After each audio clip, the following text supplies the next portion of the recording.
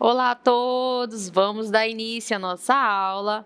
Eu sou a professora Gisele Palmeira, professora do componente de Biologia, e hoje teremos a nossa aula de número 28, que é a nossa aula de revisão e avaliação. Então, vamos dar início à nossa aula.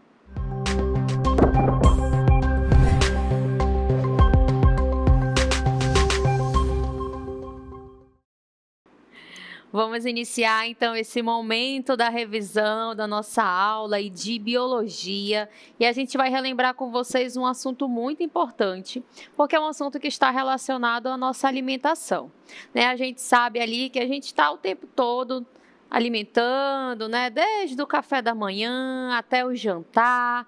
E é importante a gente pensar um pouquinho, né? Como esses alimentos eles são produzidos, porque tudo aquilo que a gente come entra para o nosso organismo, né? Então é importante a gente pensar um pouquinho também relacionado a isso, né? O que eu estou consumindo, o que eu estou comendo, como é produzido ali aquele alimento, né? Então a gente vai resgatar um pouco desse conteúdo que ele fala aí para a gente sobre alguns tipos de produções de alimentos, né? Que elas acontecem e que a gente acaba comprando, acaba comercializando, né? Então a gente vai relembrar aí com vocês. Vamos iniciar, no caso, falando sobre os tipos de alimentos que são os alimentos transgênicos, né? Então a gente vai relembrar o conceito de alimentos transgênicos e que ele faz parte aí do nosso dia a dia, né? Então, quando falamos de transgênicos, são aqueles alimentos, aqueles organismos que são geneticamente modificados, né? Quando vocês observarem essas três letrinhas OGM,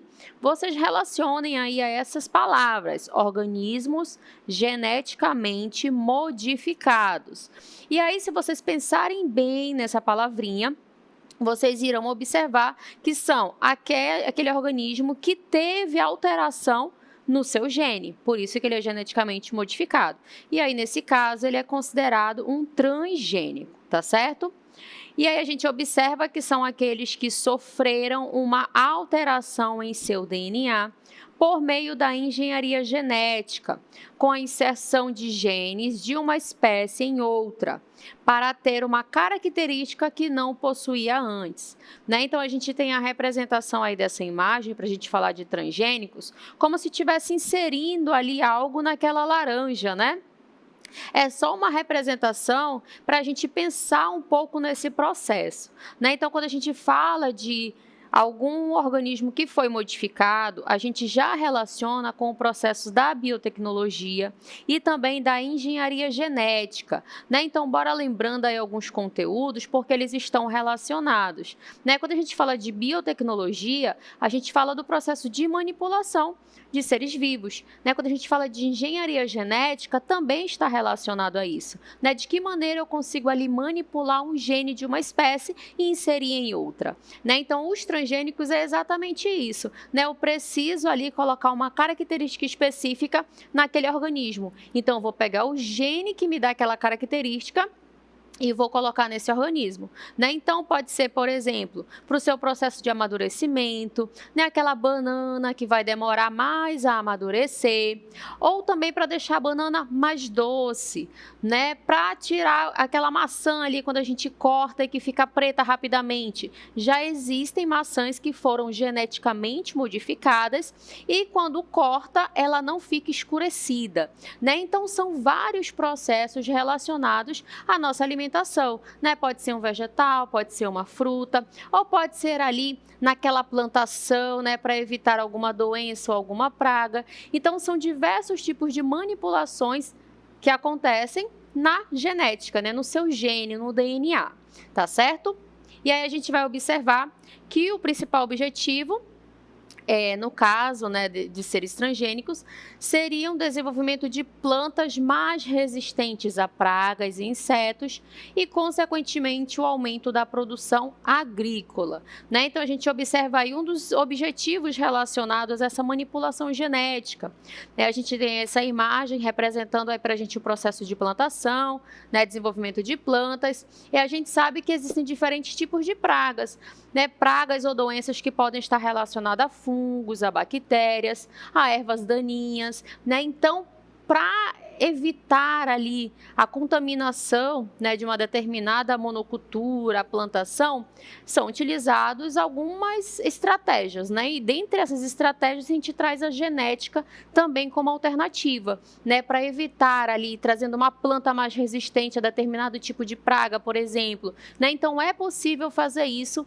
através da engenharia genética, através da biotecnologia, né? Por isso que existem tantas pesquisas, tantos estudos, e a gente ressalta também a importância da pesquisa, da ciência, para chegar aí nessas conclusões, tá certo? E aí, para a gente entender melhor como acontece esse processo, lá no DNA, a gente vai relembrar aí com vocês um vídeo que ele traz uma animação, e aí nessa animação ele mostra como é inserido o gene em uma determinada espécie. A tecnologia do DNA recombinante é uma técnica que une dois fragmentos de DNA de organismos diferentes. Isso só é possível pois todos os organismos vivos compartilham o mesmo tipo de molécula de informações genéticas, mudando apenas a posição das bases nitrogenadas. Para que esse processo seja possível, é necessária uma técnica aplicada por cientistas. Primeiro, o cientista identifica o gene a ser modificado, ou seja, acrescentado. Depois, usando uma enzima de restrição, o cientista corta o DNA em um local específico para inserir o gene desejado. Essas enzimas funcionam como tesouras moleculares. O gene de interesse é então inserido no DNA cortado. Para unir esses pedaços de DNA, os cientistas usam outra enzima chamada ligase, que funciona como uma cola, ligando os pedaços de DNA juntos.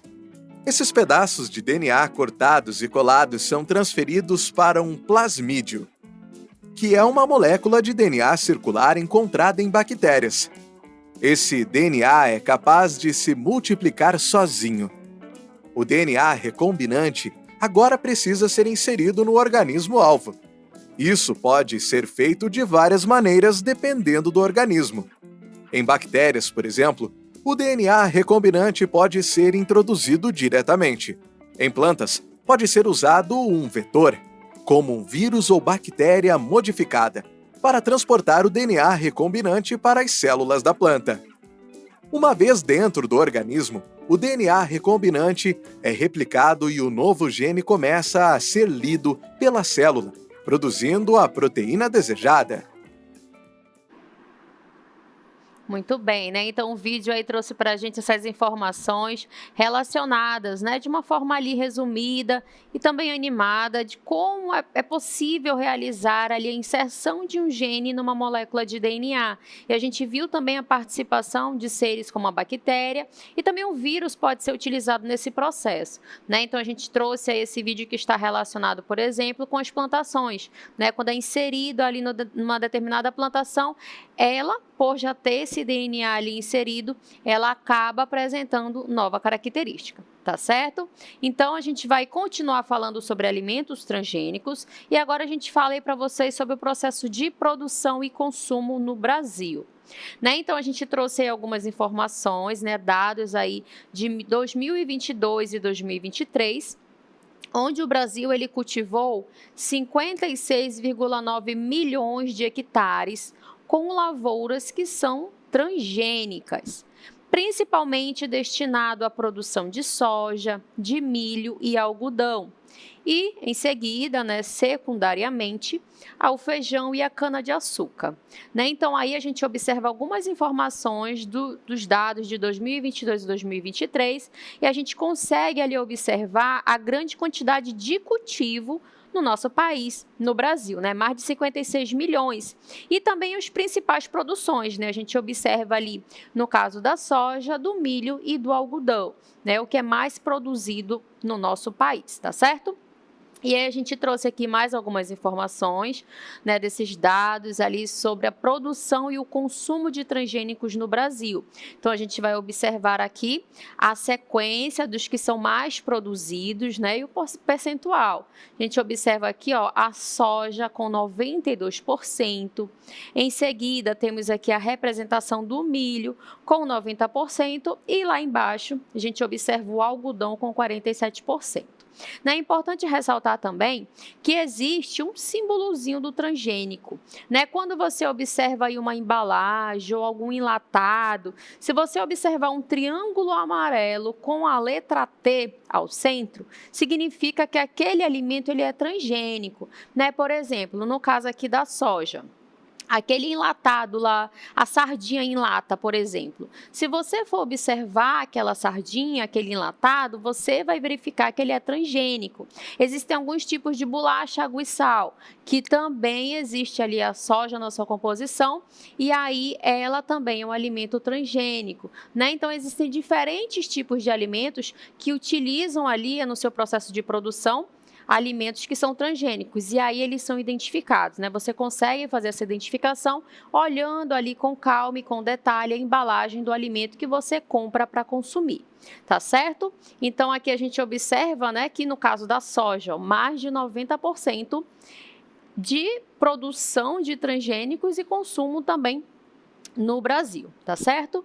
E aí a gente vai observar agora em relação à produção mundial, né? Então, a gente trouxe aqui 3 países relacionados ao processo de produção e consumo de transgênicos, né? Então, aqui a gente inicia observando que o país que mais produz ali é os Estados Unidos, né? Então, a gente tem aqui, ó, a quantidade, 71,5 milhões de hectares.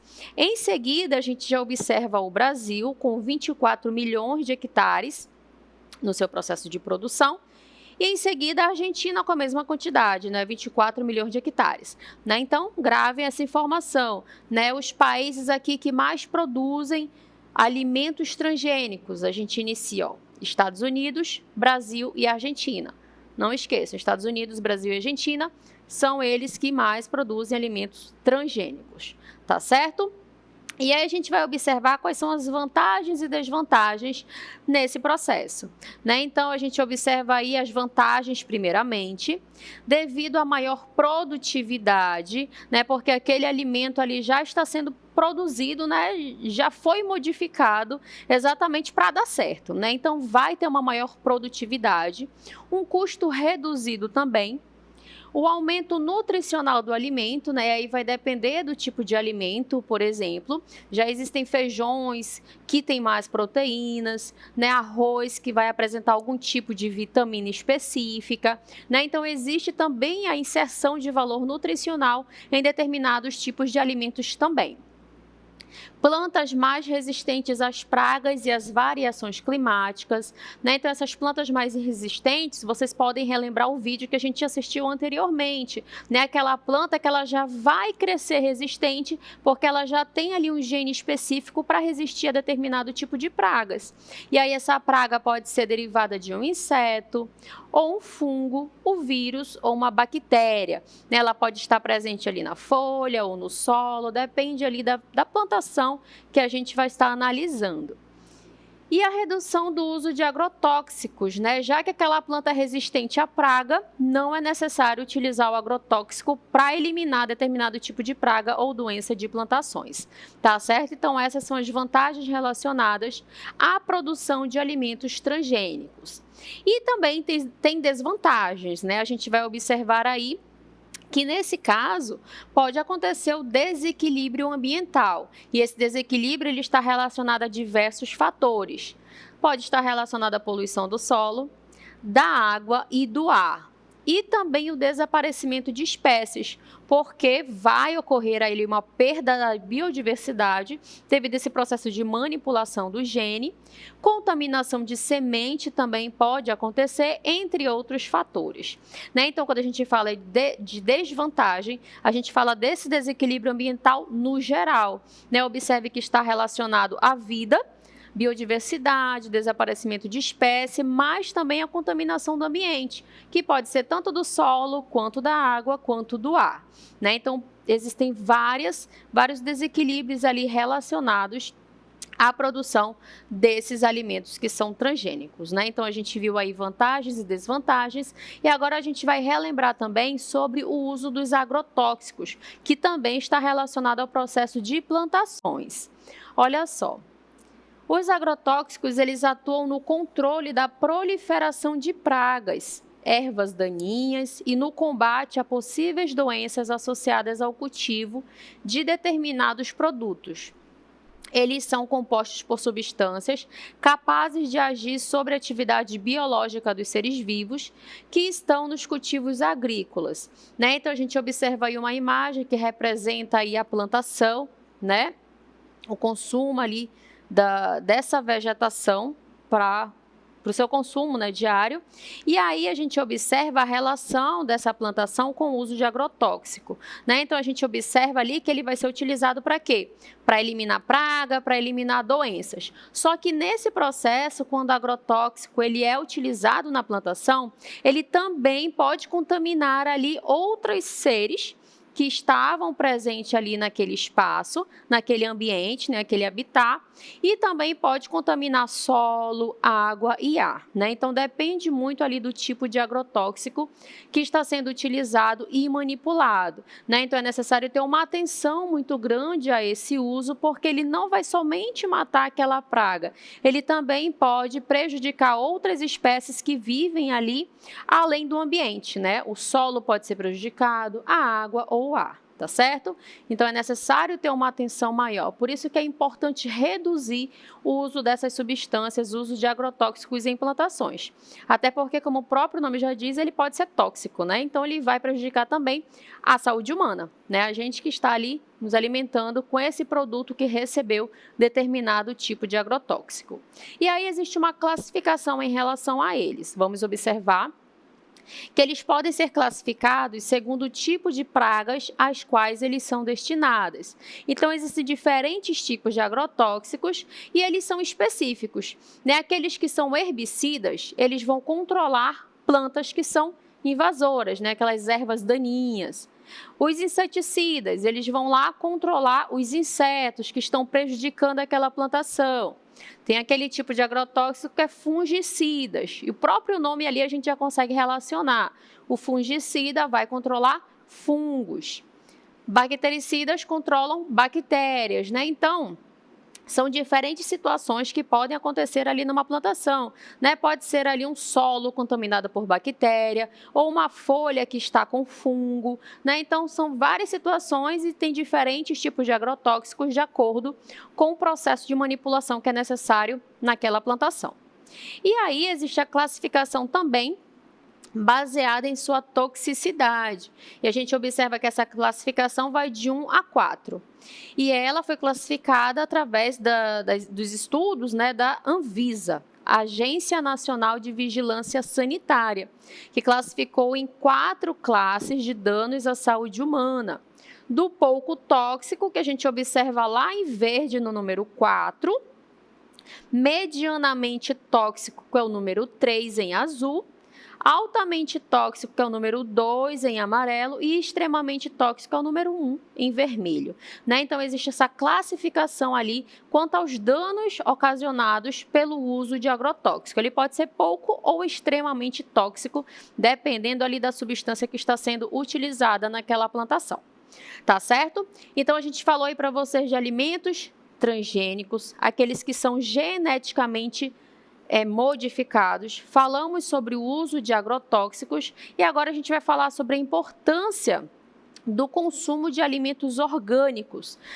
No caso dos alimentos orgânicos, são aqueles que não receberam essas substâncias, ele não é um alimento transgênico, ele não tem o uso de agrotóxico na sua plantação, né? Então, existe uma grande diferença de alimentos que são orgânicos e alimentos que são convencionais, né? No caso dos orgânicos, eles não receberam esses aditivos, nessas substâncias ali que podem ser tóxicas para o ser humano, ou então para o ambiente, para o solo, para a água, para o ar, né? Então, a gente ressalta a importância do consumo de alimentos orgânicos, né? E existe, inclusive, um selo relacionado a isso. Existem alimentos que apresentam lá o selo de orgânico. Então, quando vocês observarem alimentos que têm ali aquele selo orgânico, significa dizer que ele não recebeu nenhum agrotóxico, não é um alimento que foi geneticamente modificado e, em consequência, ele acaba sendo mais saudável, né? Aquele alimento, por exemplo, que você faz lá na sua casa, né? Tem uma plantinha, uma mangueira, por exemplo, né? Você já sabe que aquela mangueira ali, aquela manga é totalmente saudável, né? A gente tem também hortas, né? Quem tem hortas aí no seu quintal também, a gente já sabe a procedência, né? Então, os alimentos orgânicos são esses, que não receberam nenhuma substância aditiva, né? Não foi geneticamente modificado e também não tem o uso de agrotóxico ali na plantação, tá certo? Então, a gente ressalta a importância também de procurar o consumo desses tipos de alimentos, tá certo? Então, espero que vocês tenham aí compreendido e relembrado esse conteúdo.